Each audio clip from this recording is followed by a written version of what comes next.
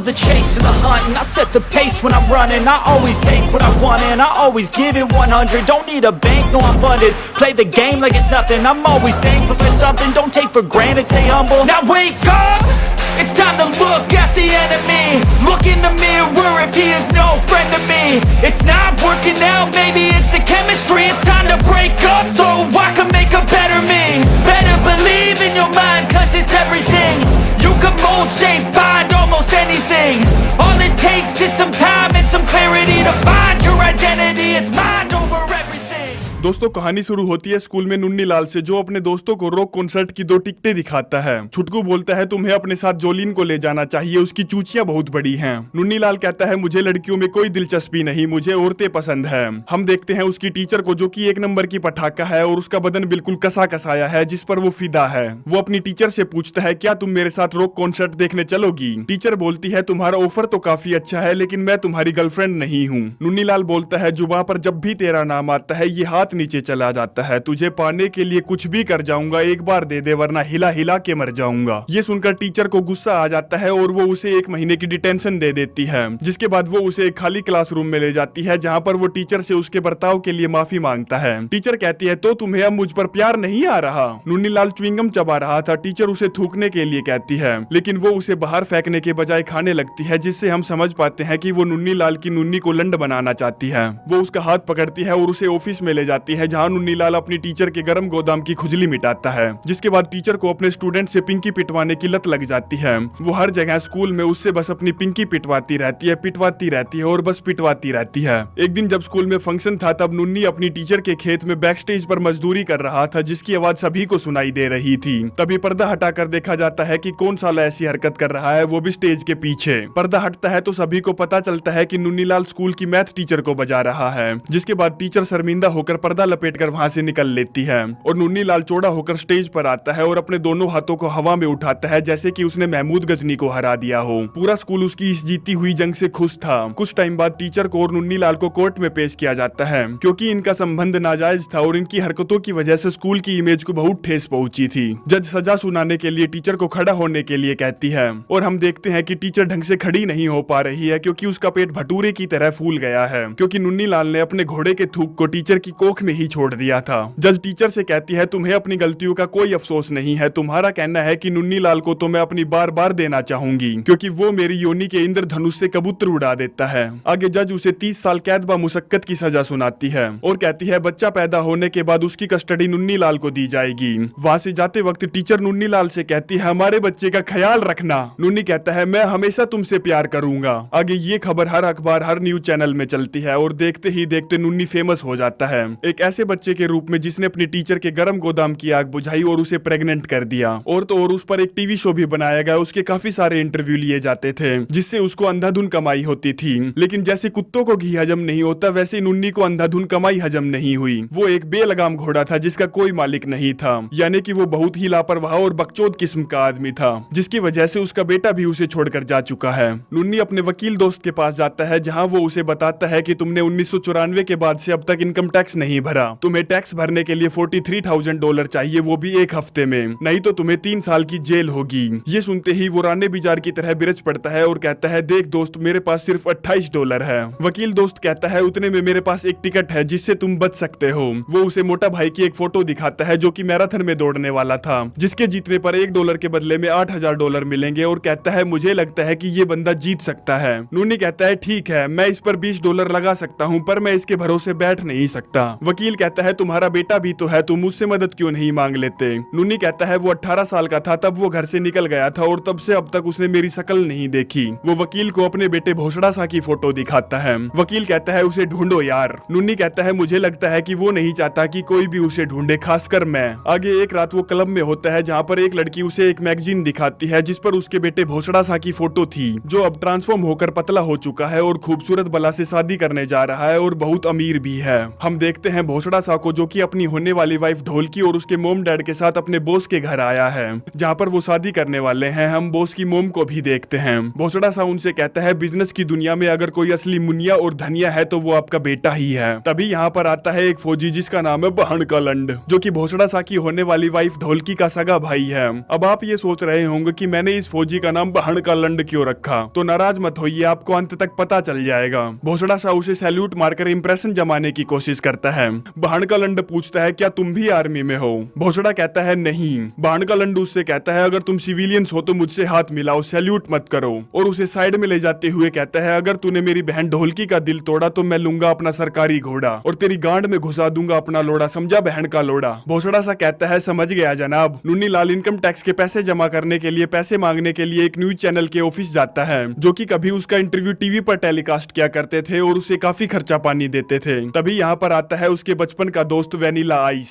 जिससे वो पैसे उधार मांगता है, लेकिन वेनिला आइस उस पर गुस्सा था क्योंकि नुन्नी लाल ने उसकी माँ को भी रगड़ दिया था और कहता है माँ कसम मुझे पता नहीं था कि वो तेरी मोम है, वरना तो मैं उसे और रगड़ता। वेनिला को गुस्सा आ जाता है, वो दोनों लड़ने झगड़ने लगते हैं। तभी यहाँ पर आता है न्यूज चैनल का बॉस, जो कि उसे अपने ब्यूटी रूम में ले जाता है और कहता है देखो नुन्नी, लोग सन्नी लियोनी को भी भुला चुके हैं और तेरा किस्सा तो वैसे भी 25 साल पुराना है। लोगों को तेरी कहानी में अब कोई इंटरेस्ट नहीं रहा, सभी तेरी टीचर की लव स्टोरी सुन सुनकर पक चुके हैं। अगर तुझे सच में मेरी मदद चाहिए तो तुझे अपने बेटे भोसड़ा सा को जेल में उसकी मोम से मिलवाना होगा, वो भी मेरे कैमरामैन के सामने, जिसके मैं तुम्हें $50,000 दूंगा। जिसके बाद वो मैगजीन के जरिए अपने बेटे का पता निकालता है और उसकी जिंदगी के लोड़े लगाने के लिए यमराज बनकर उस तक पहुंच जाता है, जिसे देखते ही भोसड़ा सा की गांड फट जाती है। जहां वो सभी से उसे अपना डैड ना बताकर उसे अपना दोस्त बताता है, क्योंकि उसने सभी को बता रखा था कि उसके डैड मर चुके हैं, ताकि किसी को ये ना पता चल सके कि वो एक ठरकी टीचर का नाजायज खून है। सभी लोग नुन्नी से शादी तक यहीं ठहरने के लिए कहते हैं और एक बार कहते ही वो उन सभी की बात मान जाता है। आगे भोसड़ा सा उसे उसका रूम दिखाने के लिए ले जाता है और कहता है तो तुम्हें पता चला कि मेरे पास पैसे हैं तो मुंह उठाकर तुम पैसे मांगने आ गए। नुन्नी उससे पूछता है तू ये बता तू मुझसे इतनी नफरत क्यों करता है, अगर उस दिन कॉन्डम ना फटा होता तो तू यहाँ ना खड़ा होता। भोसड़ा सा उससे कहता है तू साले एक नंबर का गांडू बाप है, तेरी वजह से आज मैं ऐसा हूँ, मुझे बहुत सारी बीमारियां है और मैं बहुत सारी छोटी छोटी चीजों से डरता हूँ, मुझे साइकिल चलाने से डर लगता है, मुझे आज तक स्विम करना नहीं है आता और मैं डायबिटीज का मरीज हूँ क्योंकि तुम मुझे नाश्ते में हमेशा केक और लॉलीपॉप खाने देते थे। नुन्नी लाल कहता है पर तू वही तो मांगता था। बेटा कहता है हाँ पर तुम मना भी तो कर सकते थे। तभी नुन्नी लाल बात घुमाते हुए अपने प्लान को अंजाम देते हुए कहता है जेल में तुम्हारी माँ की तबीयत बहुत खराब है और मैं चाहता हूँ कि तुम उनसे जेल में जाकर मिलकर आओ। भोसड़ा कहता है तुमको क्या लगता है मैं शादी छोड़कर जेल जाकर मोम से मिलूंगा, तो तुम गलत हो। अगले दिन एंगेजमेंट पार्टी में एक खच्चर उसे पहचान लेता है कि नुन्नी लाल वही आदमी है जिसने अपनी टीचर को प्रेग्नेंट कर दिया था, जिसके बाद वो सभी को कहानियां सुनाता है और उन सभी में जल्द ही घुल मिल जाता है और सभी को पसंद आने लगता है। रात में वो बढ़िया के रूम में जाता है और नंगी पुंगी मैगजीन ढूंढता है अपनी हाथ गाड़ी चलाने के लिए, लेकिन उसे वहाँ कुछ नहीं मिलता तो वो बढ़िया की फोटो उठाता है और उसके जवानी के दिनों को इमेजिन करके अपने घोड़े को दौड़ाने लगता है, जिसके थूक फेंकने के बाद वो वहीं पर सो जाता है।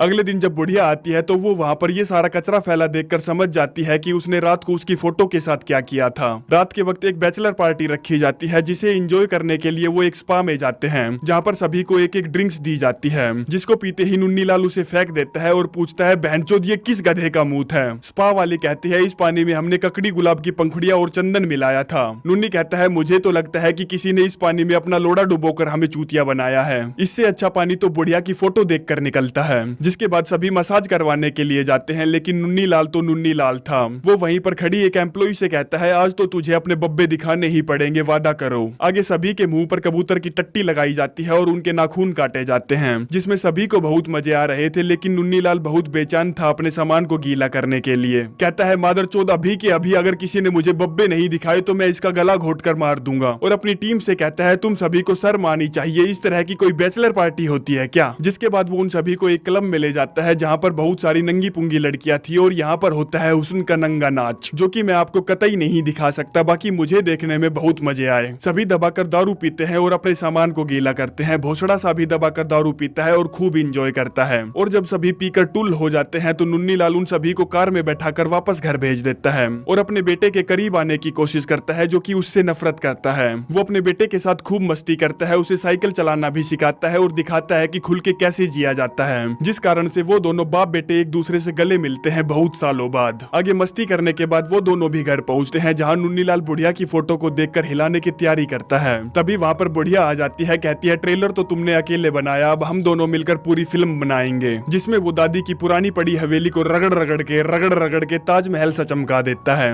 भोसड़ा सा भी अपने रूम में पहुंचता है, जहाँ पर वो एक पुतले को देखता है जिस पर उसकी होने वाली वाइफ ढोलकी की वेडिंग ड्रेस टंगी थी। भोसड़ा नशे में धुत था तो वो उस पुतले की टांगे उठा देता है। अगली सुबह रूम से चिल्लाने की आवाज आती है तो हमें पता चलता है कि उसने पुतले की तो ली, साथ में उसने ढोलकी की वेडिंग ड्रेस पर उल्टी भी कर दी और उस पर अपना माल भी झाड़ दिया। नुन्नी लाल सभी को नाश्ता बनाकर खिलाता है। तभी भोसड़ा की उसके पास कॉल आती है जो कि उसे बताता है कि वो अपनी मोम से मिलने जेल जा रहा है। और ये सुनते ही नुन्नी के कान खड़े हो जाते हैं और वो भी फटाफट अपनी खटारा कार उठाकर उसी तरफ निकल पड़ता है और उसे कहता है हमें यहाँ से निकलना होगा इसी वक्त, तुम्हारी शादी होने वाली है, तुम्हें शादी के बाद ही यहाँ आना चाहिए था, तभी वो खुश होती। तभी ठरकी टीचर भोसड़ा की मोम की एंट्री होती है जो कि अब बूढ़ी हो चुकी है, लेकिन टोरेबाजी उसने अभी भी नहीं छोड़ी। वो अपने बेटे से कहती है मेरे नन्हे मुन्ने तुम कितने बड़े हो गए। नुन्नी लाल उससे कहता है तुम मेरी जान हो, मेरा जिगर का टुकड़ा हो, मैंने सिर्फ तुम ही से प्यार किया है। जिस पर वो उससे कहती है किसी और की निगाहों से निगाहें मिलाकर तो देख, कभी किसी लड़की को पटाकर तो देख, हसरते दिल में दबाने से क्या फायदा, अपने हाथों से जरा उसके दबाकर तो देख, आसमान सिमट जाएगा तुम्हारे आगोश में, किसी लड़की की टांगे उठाकर तो देख, अगर ये भी ना कर सका तो हार मत मानना, 2 बूंद जरूर गिरेगी, जरा अपना हिलाकर तो देख। जिस पर नुन्नी लाल कहता है जिस दिन मैं तुमसे दिल लगा बैठा, तन्हाई में सुकून की माँ चुदा बैठा, तुम तो यहाँ आ गई जेल में अपना पेट फुलाकर और मैं अपनी ही झाटों में आग लगा बैठा। जिसके बाद वो दोनों आपस में एक दूसरे से गंदे गंदे इशारे करते हैं। तब तक यहाँ पर न्यूज रिपोर्टर पहुंच जाता है और ये सारा सीन फिल्माने लगता है, जिसको नुन्नी लाल ने तो कतई ही नहीं बुलाया था। ये सब देखकर भोसड़ा को गुस्सा आ जाता है। वो कहता है तुम मुझसे इसलिए मिलने आए थे ताकि तुम मुझे घसीटते हुए यहाँ जेल में ले आओ और मुझे टीवी पर ला सको। कितने पैसे दे रहे हैं ये टीवी वाले तुम्हें? न्यूज चैनल वाला बताता है $50,000 सनसनी खड़ी करने के लिए। जिस पर भोसड़ा नुन्नी को घटिया आदमी बोलकर वहाँ से चला जाता है और एक बार फिर से उन दोनों बाप बेटे के बीच की केमिस्ट्री खराब हो जाती है।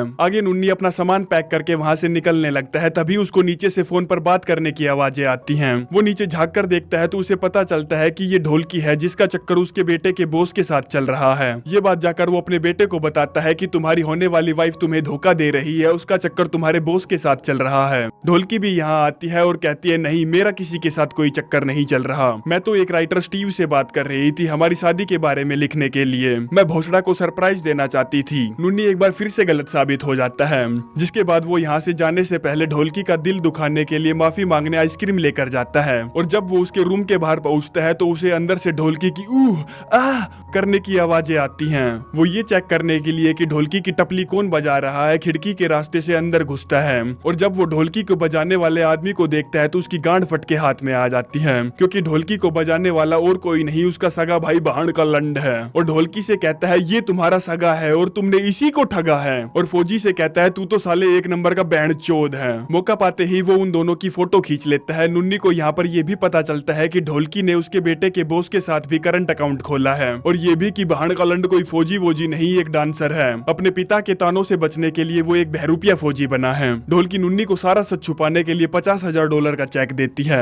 जिसके बाद वो चुपचाप अपने घर आ जाता है, लेकिन उसका दिल कुलमलाट कर रहा था क्योंकि उसके बेटे के साथ गलत हो रहा था। इसलिए वो अपना मुंह उठाकर अपने दोस्त को लेकर शादी में पहुंच जाता है और कहता है मुझे इस शादी से ऐतराज है। बेटा तुम्हारी होने वाली वाइफ ने मुझे मेरा मुंह बंद रखने के लिए $50,000 दिए, लेकिन अब मुझे ये पैसे नहीं चाहिए। जिसके बाद वो ढोलकी से कहता है तुम उसे सच बताओ वरना मैं सबको सच बताऊंगा। ढोलकी भोसड़ा के कान में बताती है कि वो नहाते वक्त अपनी फुद्दी में उंगलियां घुसाती है। ये सुनकर भोसड़ा कहता है ओके, इसमें कौन सी बड़ी बात है। नुन्नी लाल उससे कहता है क्या बकवास है, तुमने उसको सच नहीं बताया, चलो अब जल्दी से बताओ उसे। जिसके बाद वो उसके कान में सब कुछ सच बता देती है और ये सच सुनकर भोसड़ा का भोसड़ा फटा का फटा रह जाता है। वो जोर से चिल्लाकर कहता है क्या, अपने ही भाई के साथ सोती हो। ये सारी बातें वहाँ पर मौजूद सभी लोग सुन लेते हैं। जिसके बाद नुन्नी लाल सभी को ये भी बता देता है कि बहन का लंड कोई सिपाही वगैरह नहीं है, वो बहरूपिया है। भोसड़ा ये शादी कैंसिल कर देता है और अपने पिता के साथ वहाँ से चला जाता है और उसी के साथ रहने लगता है, जहाँ पर उसे उसको प्यार करने वाली एक लड़की भी मिल जाती है। आगे नुन्नी लाल की भी चांदी चांदी हो जाती है, क्योंकि उसने जिस मोटा भाई पर $20 लगाए थे वो बंदा जीत गया था, यानी कि उसको अब $20 के बदले मिलेंगे $1,60,000। जिसके साथ ही इस मूवी की सुखद एंडिंग होती है। तो दोस्तों प्लीज कृपया करके ये जरूर बताएं कि आपको इस मूवी का एक्सप्लेनेशन कैसा लगा, और मैं माफी चाहूंगा काफी लॉन्ग टाइम के लिए गायब होने के लिए।